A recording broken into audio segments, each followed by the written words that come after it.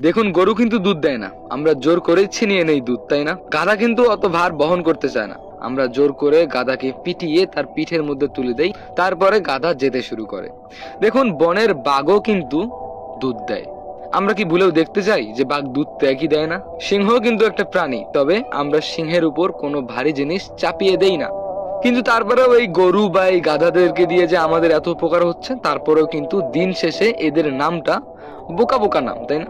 এই যে গরু, এটা এক ধরনের গালি। আমরা যাকে তাকে গালি দেই, গরু বলে, গাধা বলে গালি দেই।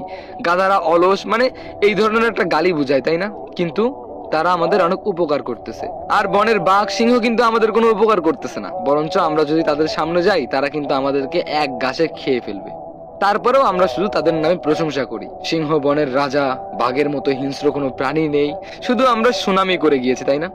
কিন্তু যেই মানুষগুলো আমাদের পাশে থাকে, আমাদেরকে সবসময় হেল্প করে, আমাদেরকে মানসিক শান্তি দেয়, সবসময় চায় আমরা সুখে থাকি, ভালো থাকি, সেই মানুষগুলোকেই আমরা গাধার চোখে দেখি, গরুর চোখে দেখি। যেই মানুষগুলো আমাদের পাশে থাকে, দিন শেষে আমরা তাদেরকেই ভুলে যাই। আর যেই মানুষগুলো একটু মিথ্যে আশা দেয়, যেই মানুষগুলো একটু মিথ্যে কথা সুন্দরভাবে গুছিয়ে বলে, সেই মানুষগুলোকে আমরা মাথায় করে রাখি। আসলে যেই মানুষগুলো আপনাকে সত্যিকারের ভালোবাসে, সত্যিকারের সাপোর্ট করে, সেই মানুষগুলো না সত্যিটাও অত সুন্দর করে গুছিয়ে বলতে পারে না। আর এই পুরো গল্পটা কিন্তু গরু আর গাধা বা সিংহ বাঘকে নিয়ে ছিল না, এটা ছিল আমাদের মানুষকে নিয়ে। আমরা শুধু তেলে মাথায় তেল দিতে জানি, জটা চুলের হাল কিন্তু আমরা কেউ বুঝতে জানি না।